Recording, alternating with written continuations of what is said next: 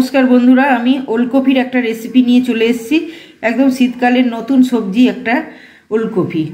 ओलकपिटा एबार आमी कि करे रेसिपिटा तैरी करी तबे चलो देखा जाक। प्रथमे आमी एखाने 4टे ओलकपि निये निয়েছি। आमी पातागुलोके बाद दिए दिएछि, एकदम कचि आछे ओलकपिटा। एबार कि उपकरण लागছে देखो, आदा रसुन पेঁয়াজ टमेटो और एखाने एकटू काँचा लंका निये निয়েছি कयेकटा, 3টে मीडियम साइजेर आलू निয়েছি, একটা ছোট आलू নিয়ে নিয়েছি। এবার আমি প্রথমে ওলকপিটাকে খুব ভালো করে কেটে নেব, খোসাটাকে ভালো করে ছাড়িয়ে নিয়ে বেশ ছোট ছোট করে এটাকে কেটে নেব। চলো দেখা যাক, তোমরা ফার্স্ট থেকে লাস্ট পর্যন্ত তবে সঙ্গে থাকো আমি এই ওলকপির রেসিপিটা কি করে তৈরি করি। বন্ধুরা আমি এখানে ওলকপি আর আলুটাকে খুব ভালো করে কেটে ধুয়ে পরিষ্কার করে একটা থালার মধ্যে নিয়ে নিয়েছি। একই সাইজ করে আলুটাকেও আমি কেটে নিয়েছি কপির মতো করে। আর এবার উপকরণগুলো আমি এখানে ভালো করে কেটে এগুলোকেও ধুয়ে ভালো করে কেটে নিয়েছি। আর এখানে আমি কয়েকটা কড়াইশুঁটি অ্যাড করেছি, একটা বাটির মধ্যে নিয়ে নিয়েছি। এখানে 4টে পেঁয়াজ আছে, 1 ইঞ্চি আদা আছে, এখানে একটা ছোট রসুন আছে, আর 5 থেকে 6টা কাঁচা লঙ্কা আছে, একটা বড় সাইজের টমেটো আছে। এগুলোকে আমি কেটে নিয়েছি। এবার আদা রসুন পেঁয়াজ কাঁচা লঙ্কা এটাকে আমি মিক্সিতে ভালো করে বেটে নিচ্ছি। এখানে আমি আদা রসুন পেঁয়াজ কাঁচা লঙ্কা এটাকে মিক্সিতে আমি ভালো করে বেটে নিয়েছি। আর এদিকে আমি একটা কড়াই বসিয়ে দিয়েছি, কড়াইটা বেশ গরম হয়ে গেছে। এবার আমি কড়াইতে দিয়ে দিচ্ছি পরিমাণ মতো সরষের তেল। তেলটা একটু গরম হতে দিলাম। এটা খুব ভালো করে গরম হয়ে গেছে। তেলের মধ্যে আমি দিয়ে দিচ্ছি তেজপাতা আর জিরে ফোড়ন। এবার সবার প্রথমে আমি ওলকপিগুলোকে এই তেলের মধ্যে দিয়ে দিচ্ছি। ওলকপিটা একটু সেদ্ধ হতে টাইম লাগে, তাই ওলকপিটাকে সবার প্রথমে আমি এটাকে দিয়ে দিলাম।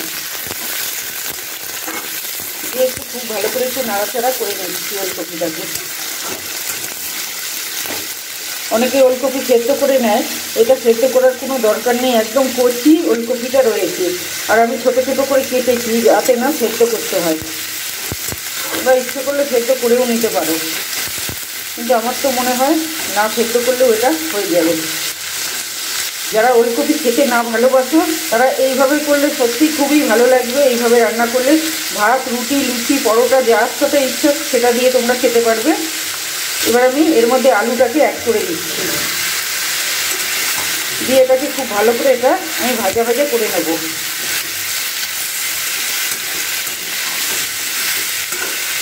এটাকে এখানে ভাজতে দিয়ে আমি মশলাগুলোকে ওদিকে রেডি করে নিচ্ছি। এতে কি কি উপকরণ লাগবে মশলা, এদিকে আমি মশলাগুলোকে একটা প্লেটের মধ্যে সাজিয়ে রেখেছি। জিরের গুঁড়ো, গোলমরিচের গুঁড়ো, লঙ্কার গুঁড়ো, হলুদ গুঁড়ো আর হচ্ছে নুন এখানে আমি নিয়ে নিয়েছি।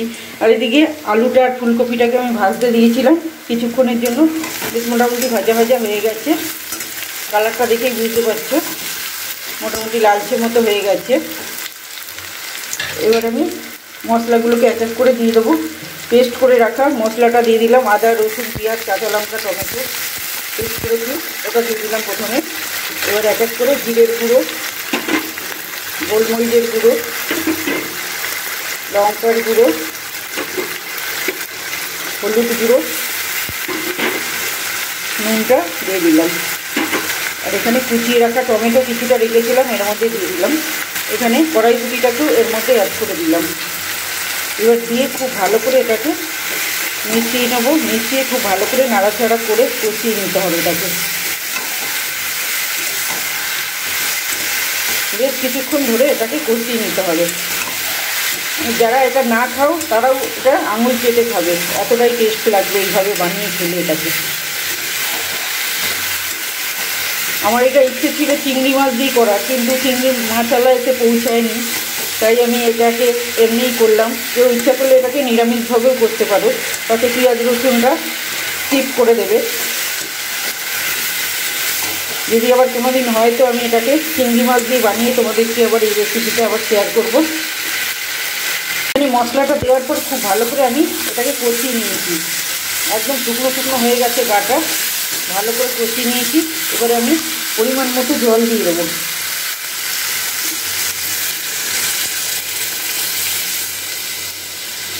জলটা পুরোটাই দিয়ে দিচ্ছি আমি, কারণ ওলকপিটা একটু সেদ্ধ হতে সময় লাগে।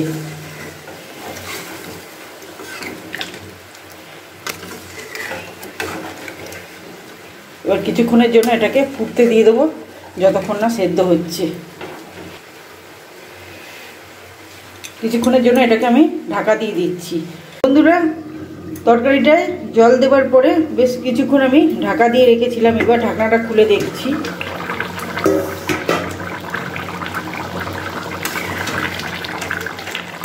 মোটামুটি জলটাও অনেকটা কমে গেছে, সবজিগুলো খুব ভালো করে সেদ্ধ হয়ে গেছে, কপিগুলো আলুগুলো সমস্ত কিছু সেদ্ধ হয়ে গেছে, কিন্তু আর একটু ঝোলটাকে টানাতে হবে। আর 5 মিনিটের মতো আমি এটাকে টানিয়ে নিচ্ছি, ঝোলটা একটুখানি শুকিয়ে নিয়ে তারপরে আবার ফিরে আসছি।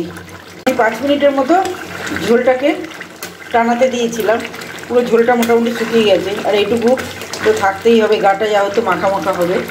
এবার আমি দিয়ে দিচ্ছি একটু স্বাদ মতো গরম মশলা, একটু গরম মশলা দিয়ে দিলাম, দিয়ে এটাকে নাড়াচাড়া করে আমি গ্যাসটাকে বন্ধ করে দিচ্ছি। এবারে আমার ওলকপির রেসিপিটা কমপ্লিট হয়ে গেছে। এবার আমি এটাকে নামিয়ে দিচ্ছি। তো বন্ধুরা, ওলকপির রেসিপিটা কমপ্লিট হয়ে গেছে, একদম গরম গরম নামিয়ে নিয়ে চলে এসেছি এখানে। দেখো যেমন সুন্দর দেখতে হয়েছে তেমন খেতেও হয়েছে। তোমরা অবশ্যই ট্রাই করবে এইভাবে ওলকপির রেসিপিটা তৈরি করবার জন্য। অনুরোধ রইল, যারা না খাবে তাদেরও বারবার খেতে ইচ্ছা করবে এই রেসিপিটা যদি একবার খায়। তাই অনুরোধ রইল, তোমরা একবার বানিয়ে খেয়ে দেখবে। আর আমার ভিডিওটা যদি ভালো লেগে থাকে লাইক, কমেন্ট, শেয়ার এবং সাবস্ক্রাইব করে দেবে। দেখা হচ্ছে অন্য কোনো ভিডিওতে। ততক্ষণ তোমরা ভালো থেকো, সুস্থ থেকো।